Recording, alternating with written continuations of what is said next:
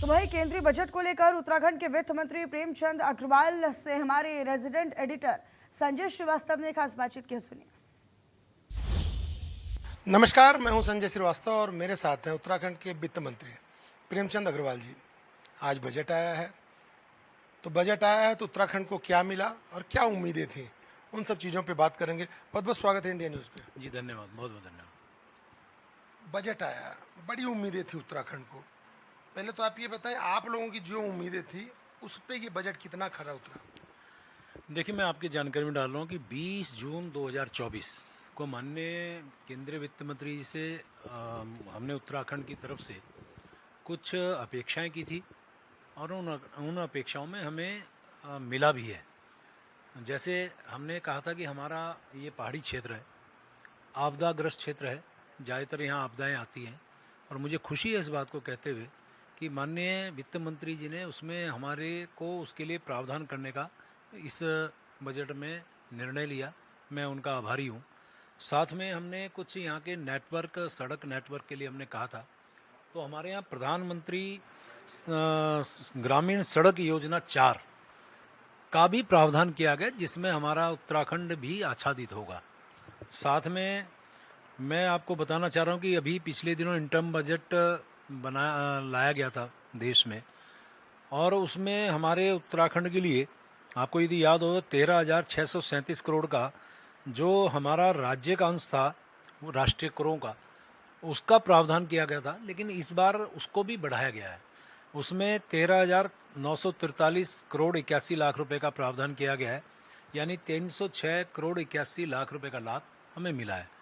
और इसके साथ साथ हम लोग जो हमारे यहाँ कुछ योजनाएं चल रही हैं, या ये कहें कि हमारे योजनाओं को लाभ उसमें मिलने वाला है, जैसे राष्ट्रीय कृषि विकास योजना है, कृषि उन्नति योजना है, राष्ट्रीय आयुष मिशन है, computerization of primary agriculture credit society है, PM school for rising India PM Shri है, प्रधानमंत्री मत्स्य संपदा योजना है, समग्र शिक्षा है।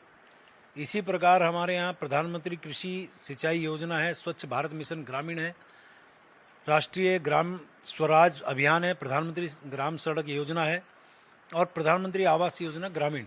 ये योजनाएं हमारे यहाँ चल रही हैं। उसमें और जो है लाभ इसलिए मिल रहा है कि इसका प्रावधान फिर से हमारे इस केंद्रीय बजट में रखा गया। सर, कांग्रेस का आरोप है कि यह सरकार बचाओ बजट है। पहली बार एक ऐसा बजट आया है जिसमें ऐसे प्रदेशों को, ऐसी प्रदेश की सरकारों को फायदा दिया गया है जो सरकार बचाने की स्थिति में है। देखिए, जहाँ बिहार, आंध्रा और उड़ीसा की आप बात कर रहे हैं, मुझे लगता है कि वहाँ के कांग्रेस के लोगों को अपने मुंह छिपाना पड़ेगा। यदि वहाँ के लिए काम सरकार कर रही है और ये लोग वहाँ की जनता के खिलाफ बयान दे रहे हैं, तो निश्चित रूप से वहाँ के लोगों को, जो उनके स्थानीय नेता हैं, वहाँ इन्हें मुंह छिपाना पड़ेगा। जबकि ये बजट सभी राज्यों के लिए है। ये बजट सर्वव्यापी, जैसे मैंने कहा, संतुलित बजट मैंने कहा, और ये गरीब के कल्याण का बजट मैंने कहा। अब जैसे माना हमारे यहाँ आप देखिए, जो आप अपने हिसाब से आप समझिए, यदि मान लिया इस बजट में, जैसे हमने अपने यहाँ बजट दिया था, ज्ञान, मैंने एक शब्द इस्तेमाल किया था। अब उसमें जी फॉर गरीब, वाई फॉर युवा और ए फॉर अन्नदाता और वाई फॉर युवा, यानी कि महिला, इन्हें सबको जोड़ते हुए हमने एक बजट दिया था। इस बजट में भी सभी के लिए प्रावधान किया गया है। यानी गरीब यदि पूरे देश का है तो उसके लिए प्रावधान कर रहे हैं, महिला के लिए प्रावधान कर रहे हैं, किसान के लिए प्रावधान कर रहे हैं, युवाओं के लिए प्रावधान कर रहे हैं, रोजगार को आगे बढ़ाने का काम कर रहे हैं। तो इसमें यदि माना, और 3 करोड़ नए हमारे यहाँ जो है लोगों को प्रधानमंत्री आवास योजना में जोड़ा जा रहा है, और लखपति दीदी बढ़ाए जाने का काम यदि हो रहा है, और उसके साथ साथ जो हमारे यहाँ मुद्रा लोन है, पहले 10 लाख रुपए की सीमा थी, आज 20 लाख रुपए कर दी गई। हमारे यहाँ रोजगार के जुड़े जो हमारे यहाँ 3 योजनाओं की आज घोषणा हुई है, ABC, उसमें भी सभी को उसमें लाभ मिलने वाला है।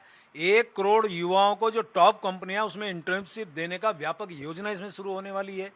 और यदि मैं कहूं कि उच्च शिक्षा के लिए 10 लाख रुपए तक का ऋण सहायता की भी घोषणा की गई है।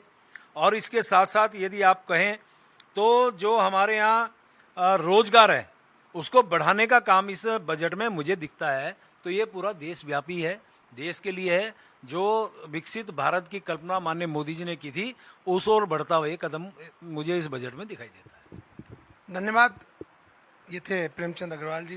देशव्यापी बजट है, उत्तराखंड के लिए बजट है, आम जन के लिए बजट है, ये तो समय बताएगा, लेकिन आज बजट आया है और हकीकत में कुछ ऐसे बिंदु हैं जो कि देशव्यापी हैं, और हमें जो देशव्यापी है तो उनकी सराहना भी करनी चाहिए, जो विरोधी बिंदु हैं उनका विरोध भी करना चाहिए। धन्यवाद। देखते रहिए इंडिया न्यूज़।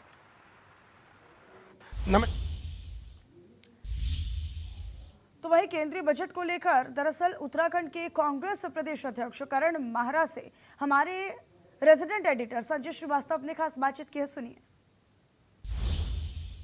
नमस्कार, मेरे साथ हैं कांग्रेस पार्टी के प्रदेश अध्यक्ष करण माहरा जी।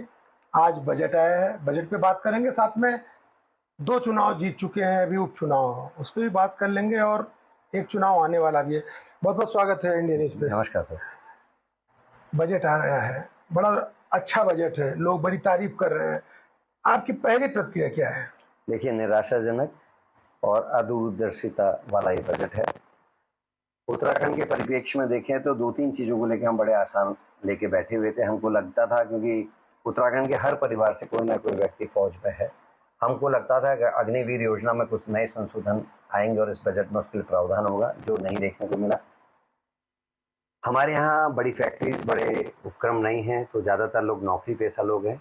मुझे लगता था लंबे समय से हमारे नौकरी पेशा साथी पुरानी पेंशन बहाली की मांग कर रहे हैं, जिसको इस बजट में सिरे से खारिज किया गया है। 2 प्रदेश बिहार और आंध्रा को एक अलग नज़र से देखा गया है, अलग बजट का प्रावधान रखा गया है, इसे कैसे देखते हैं? देखिए, आंध्रा और बिहार के मुख्यमंत्री क्या बयान देंगे, वहाँ के नेता क्या बयान देंगे, उसके बाद ये चीज़ें समझ में आएंगी। क्योंकि उन्होंने जिस पैकेज की, एक्स्ट्रा पैकेज की बात की थी, वो नहीं है, हाथ में झुंझुना पकड़ाया गया, और अभी रिएक्शन आने दीजिए, पता चल जाएगा कैसा बजट उन्होंने दिया है। और वैसे भी मोदी जी ने कोई एक्स्ट्रा बजट नहीं दिया है। जो उन्होंने बिहार के चुनाव से पहले कई लाख करोड़ की घोषणा की थी पैकेज की, वो कहाँ है? उसके तो ये 1/4 भी नहीं है जो बजट देने की बात हुई है। लेकिन स्पेशल कुछ तो अलग दूसरे प्रदेशों से हट के दिया ना। सर, देश के प्रधानमंत्री ने बिहार में चुनाव से पहले एक बड़ी घोषणा की थी, राज्य के चुनाव से पहले, वो अभी तक पूरी नहीं हुई है, और जो बजट अभी देने की बात की है उस घोषणा का 1/4 भी नहीं है। तो आपकी जो एक उम्मीद थी कि इस बजट में कुछ नहीं मिलेगा बिहार या आंध्रा को, वो टूट जाएंगे, सरकार गिर जाएगी, ये उम्मीद पे झटका भी लगा? नहीं, झटका नहीं है। मैंने कहा ना, वहाँ से भी रिएक्शन आने दीजिए। ऊँट के मुंह में जीरे जैसी स्थिति है, दिखाने की कोशिश की है और दिया है। चलो, आंध्र और बिहार को दिया तो उत्तराखंड से क्या कांटे लगे हैं? यहाँ तो सरकार दी है हमने इनको। आपका आपदा प्रदेश है, आपदा के लिए तो रखा बजट ना। बहुत कम है ना, क्या होता है उतने पैसे से?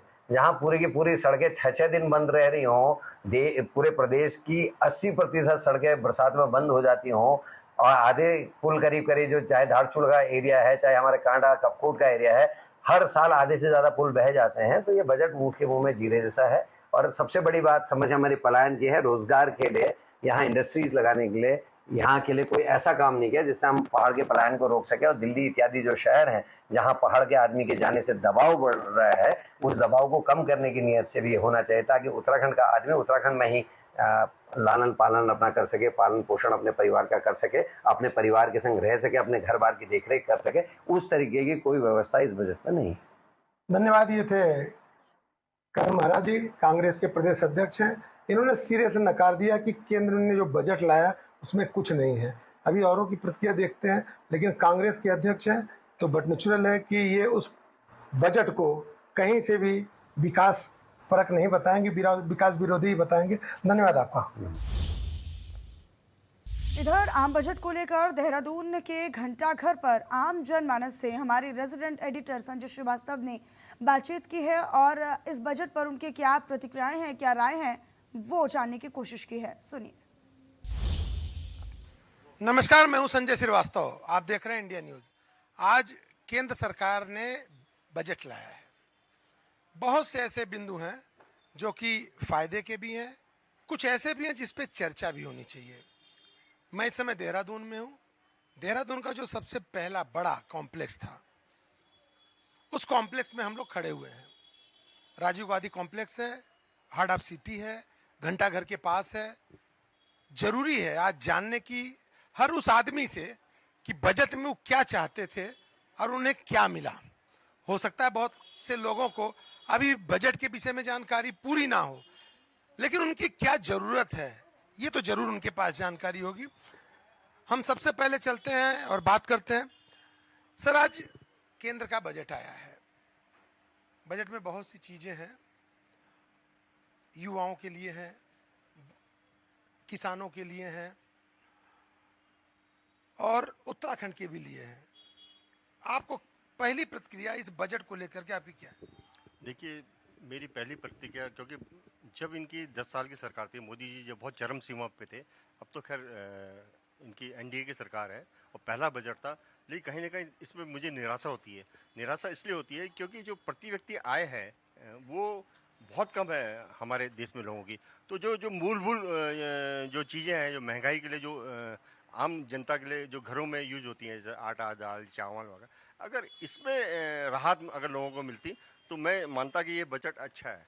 लेकिन चलो, देश बहुत बड़ा है, देश में आदमी रक्षा भी देखता है, किसानों के लिए भी देखता है, युवाओं के लिए भी देखता है, सब कुछ देखता है। लेकिन कहीं ना कहीं मैं इस चीज़ पे, महंगाई जो है ना, उस पर अगर रोक लगे इस बजट से, तो मैं इस बजट को सही मानता। मैं आपसे पूछूंगा कि भाई आप उत्तराखंड के हैं, उत्तराखंड के विषय में भी और उत्तराखंड के लोगों के लिए भी आपने उम्मीद की होगी। क्या नाम है आपका? संदीप शर्मा। संदीप जी, आज केंद्र का बजट आया है, हाँ जी। तो बजट में क्या मुख्य होना चाहिए था, क्या आपकी उम्मीदें थी? क्योंकि आप देश विदेश, बहुत से विदेश में गए हो, हाँ। रहे हो, तो जो बजट आया है आप क्या उम्मीद करते थे और क्या लगता है आपको कि यह बजट आम जन के लिए कितना सही है?